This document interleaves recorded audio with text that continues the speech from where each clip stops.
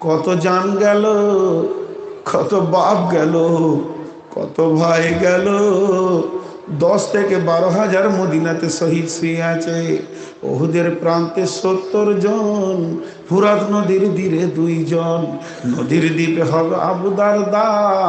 কত ছেলে রাস্তাতে দাঁড়িয়ে থাকতো, যখনই শুনে নিত যুদ্ধের কাফেলা মদিনাতে ফিরছে, বিশ্ব নবী কাঁদতেন।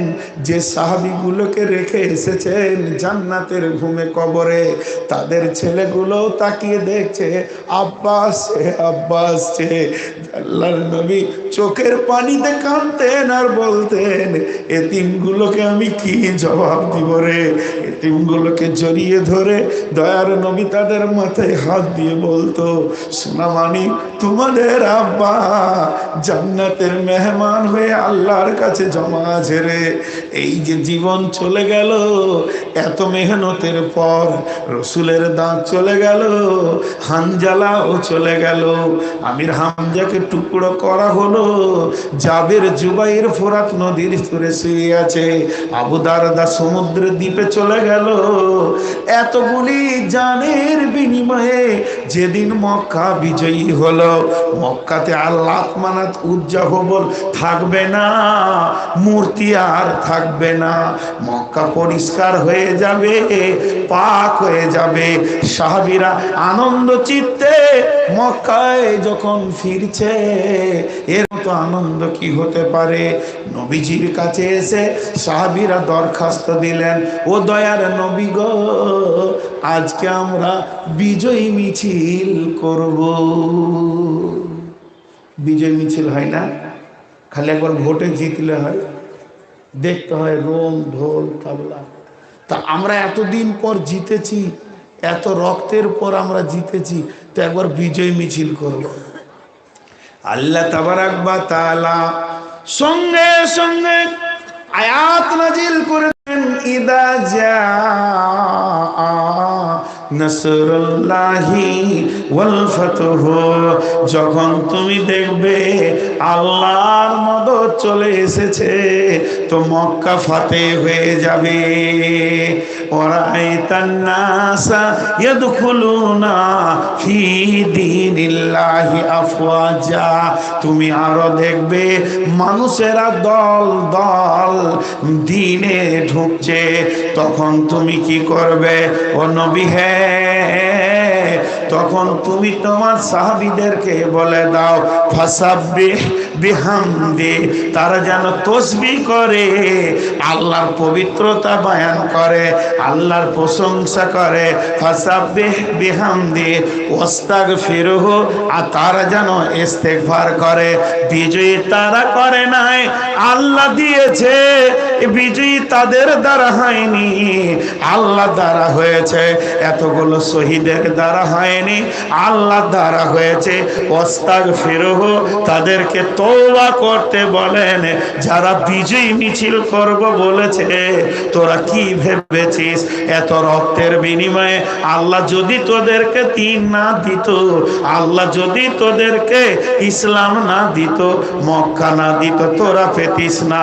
ওয়াস্তাগফিরহু ইন্নাহু কানা তাওয়াবা, সে আল্লাহ তওবা কবুল করনে ওয়ালা। অতএব বন্ধুরে, মুসলমানদের যদি কোনো জায়গায় বিজয়ী ঘটে যায়, সেই লোকটা চলে আসলো, আপনি ডাকলেন আর মসজিদে চলে আসলো, আপনি বললেন আর সুদ ছেড়ে দিল, তখন আপনাকে তওবাতে বসে যেতে হবে, নচেত আপনার মুখ থেকে খারাপ কথা বেরোতে শুরু হবে, উদিনে চলে আসবে, আর আপনি বেদিন হয়ে মরবেন। তার কারণ হচ্ছে নামাজি হয়ে যাবে, আর আপনি লোককে বলে বেড়াবেন, আমি ছিলাম বলি সালা নামাজি হয়েছে, এইবারও জান্নাত পাবে। আল্লাহ বলছেন, এ কথার গরম আমি লিব না। এর জন্য তাবলীগ করতে গেলে খুব সাবধান। পৃথিবীতে সব থেকে একটা দামি লোক এসেছিল, তার নাম হচ্ছে ফেরাউন। ফেরাউনের মতো জালেম আর কেউ আছে? যতটি লোক আছে একবার যদি মুখ খুলেন তো খুশি হব, মনে করবো যে বাংলাদেশি বক্তব্য রাখছি। ফেরাউনের মতো জালেম কেউ আছে? সব থেকে বড় জালেম হচ্ছে ফেরাউন।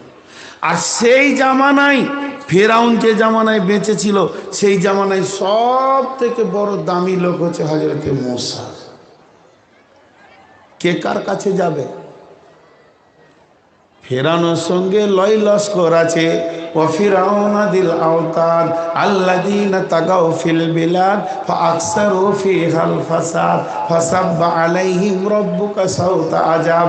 আল্লাহ বলছে ফেরাউনকে আমি অধিপতি বানিয়েছিলাম, বহু সৈন্যের মালিক বানিয়েছিলাম, বহু মালের মালিক বানিয়েছিলাম, দেশ দেশান্তরে তার প্রসারিত বানিয়ে দিয়েছিলাম। তাহলে এত বড় অধিপতি এ হলো দুনিয়ার সঙ্গে জড়িত।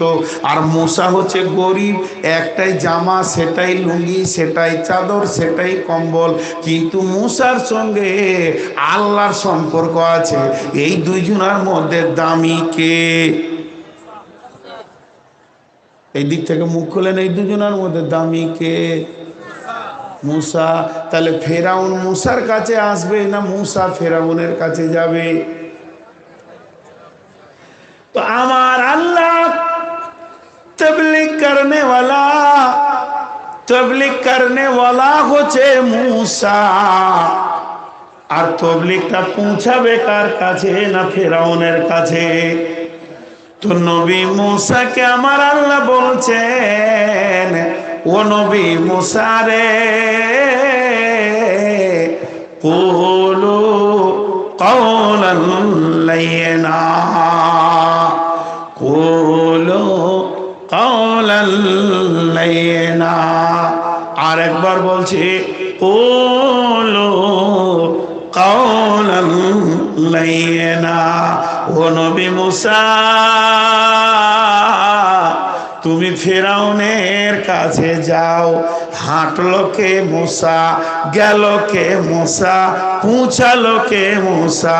যে আমার আল্লাহ ট্রেনিং করে দিয়ে বলছে, ও নবী মূসা রে, ফেরাউনের সঙ্গে নরম নরম হেসে হেসে মিষ্টি মিষ্টি কথা বলিও। হ্যাঁ গো, আমি আপনাদের কাছে প্রশ্ন রাখছি, এত বড় জালেম, ওর হক আছে?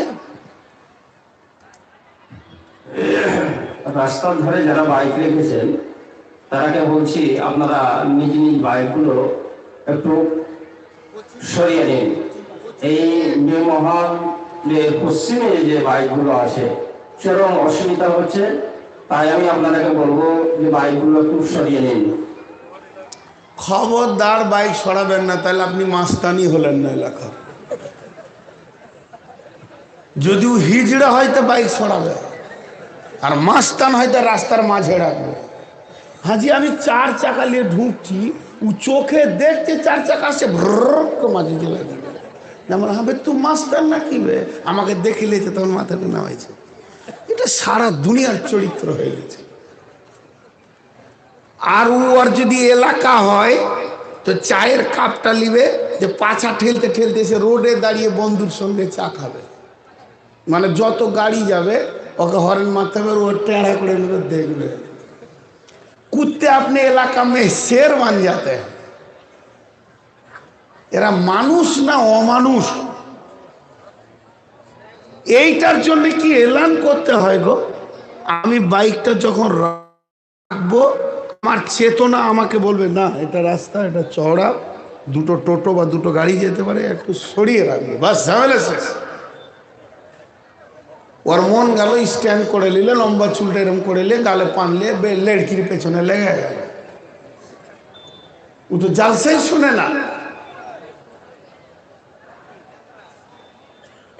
তো আমি যে প্রশ্নটা আপনাদের কাছে তুলেছি, ধীরে ধীরে বলছি, যে মূসার মতো নবী, সেই জামানার নবী মানে অত চরিত্রবান আর 2 নম্বর কেউ নাই, 1 নম্বরে ও আছে। আর সেই জামানার সব থেকে জঘন্য নোংরা, একদম যার নাম নিতে গিয়ে ঘৃণা লাগবে, ফেরাউন হলো বড় জালিম। আর আল্লাহর মতো একজন মালিক মুসাকে বলছে ফেরাউনের কাছে যা। এক নম্বরে বলছে যা, দু নম্বরে বলছে নরম কথা বলবি, মিষ্টি মিষ্টি করে হেসে হেসে বলবি। বলেন কেন? ও কি ওইটা হক রাখে? ইয়ে খবিস জীবিত ছেলেকে জবাই করেছে, তেলে ফেলেছে। ইয়ে খবিস নিজেকে আল্লাহ দাবি করছে, আল্লাহর বিরুদ্ধে লেগেছে। ও কি হক রাখে? তাহলে কি আল্লাহ শক্তি কমে গেছে? আল্লাহ ভয় পেয়ে গেছে? নাউজুবিল্লাহ নাউজুবিল্লাহ, আস্তাগফিরুল্লাহ আস্তাগফিরুল্লাহ, সুম্মা আস্তাগফিরুল্লাহ সুম্মা আস্তাগফিরুল্লাহ। তাহলে এটা আল্লাহ করলেন কেন? একটা কথা বলবো, এই পানিটা হচ্ছে, এটা একটা কিনলে পানি। এ বলছে আমার পানি ভালো, আমার পানির মতো পানি নাই, আমার পানিটা অল ইন্ডিয়ার 1 নম্বর পানি।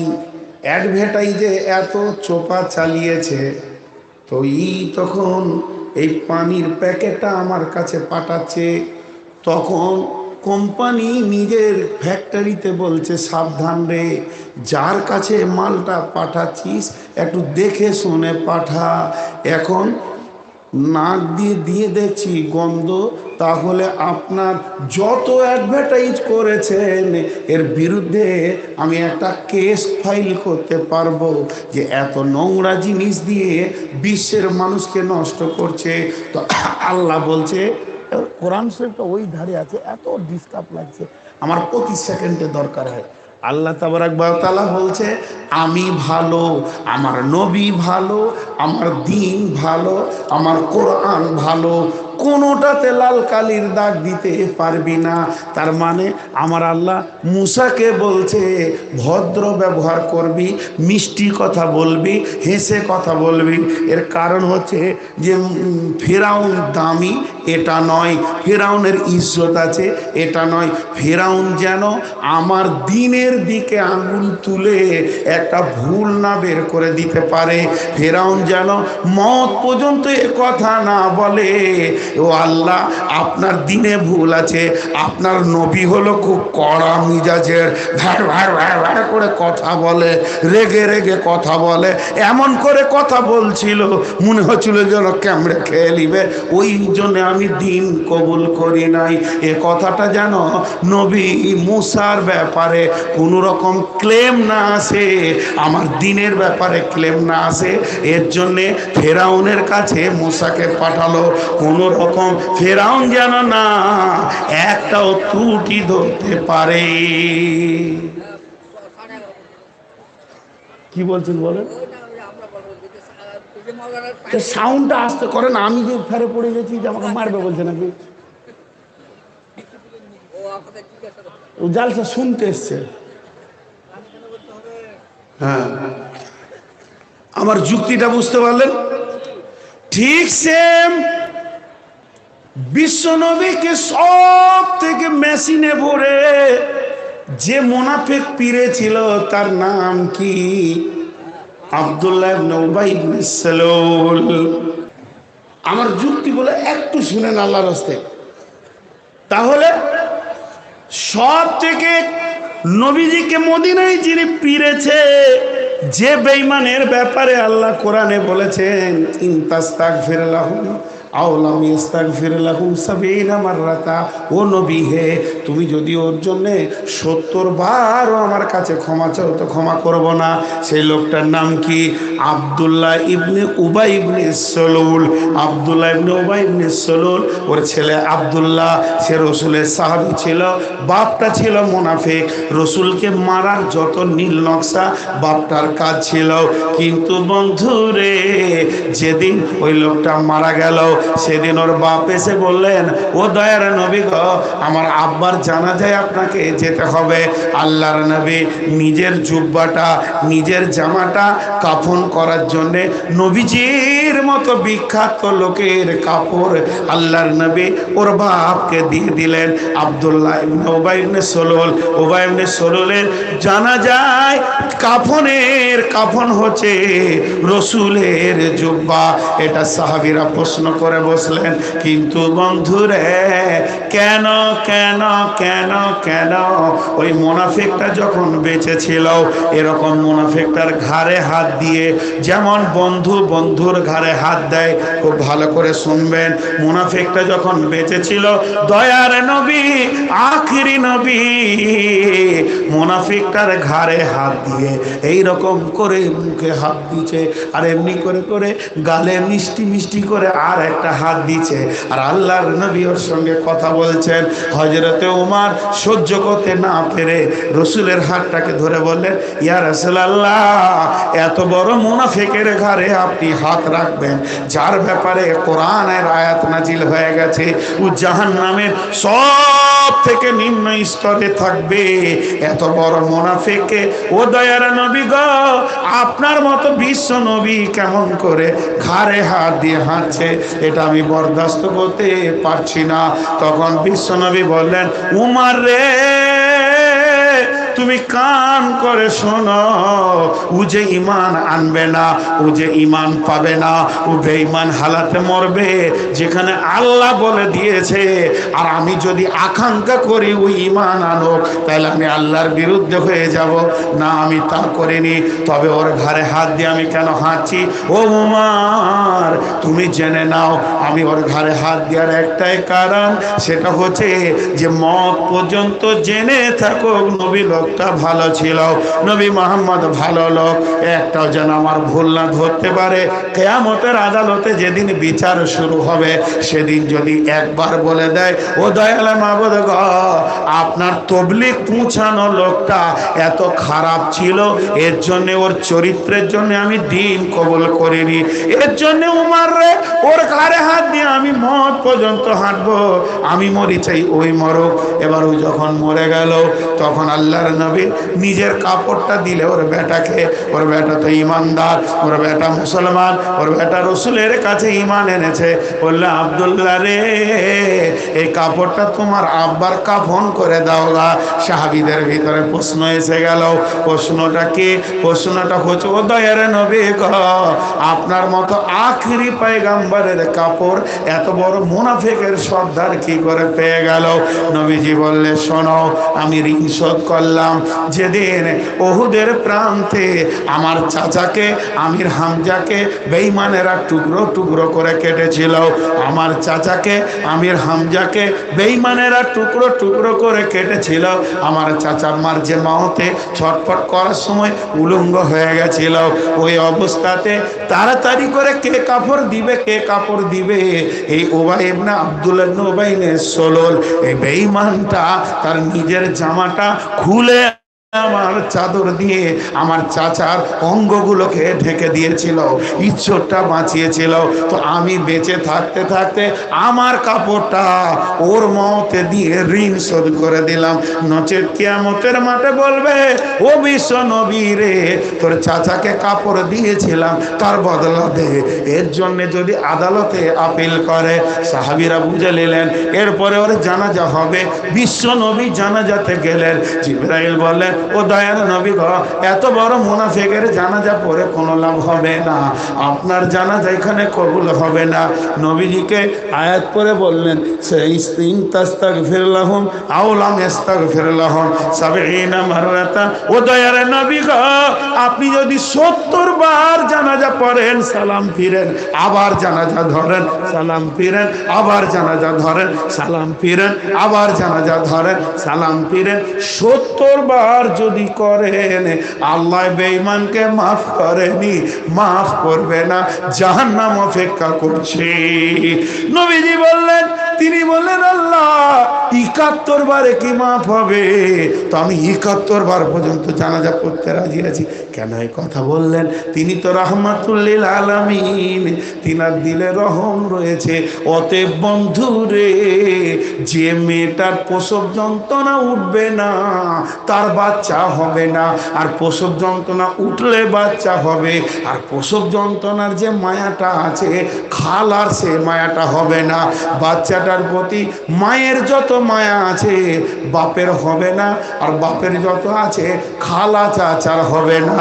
অতএব বন্ধু রে, তাবলীগ করতে গেলে যারা তাবলীগ করবে তাদের চরিত্র হতে হবে মুসার মতো, আল্লাহ রসুলের মতো।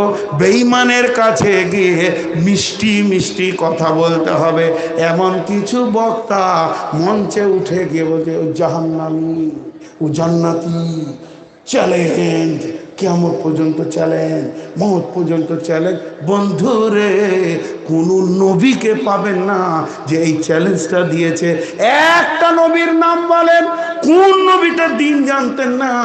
আখিরি নবীর শুরু থেকে মওত পর্যন্ত জীবনটা পবিত্র ছিল। তার সামনে আশেপাশে অনেক বেঈমান ছিল। কোন বেঈমানের নাম ধরে আল্লাহ নবী জাহান্নামী বলেছেন এ কথা বলতে পারবেন না? কোন বেঈমানের নাম ধরে নবীজি ফেরাউনের মতো বেঈমানকেও মুসা জাহান্নামী বলেননি, বরং বলেছেন গুনাহগার। বন্ধুরা আমার, এই জাহান্নামী এই কথাটা বলা একমাত্র আল্লাহ ছাড়া দ্বিতীয় জন পারবে না। যার ভাষা কর্কশ, যার কণ্ঠ কর্কশ, যে কর্কশ করে লোককে কথা বলে, এটা তাবলীগ হতে পারে না। এর নাম হচ্ছে পাকামো, পাকামো, পাছা পাকামো, পাছা পাকাবো, নিজেকে অ্যাডভার্টাইজ করা, প্রচার করা। আমি জানি তুই জানিস না। অতএব বন্ধুরে, বিশ্ব নবী এত জাননেওয়ালা, তিনার ভাষা নরম। আল্লাহ তাবারাক ওয়া তাআলা বলছে কুলু কাউলান শাদীদা, নরম নরম ভদ্র ভদ্র কথা বলো।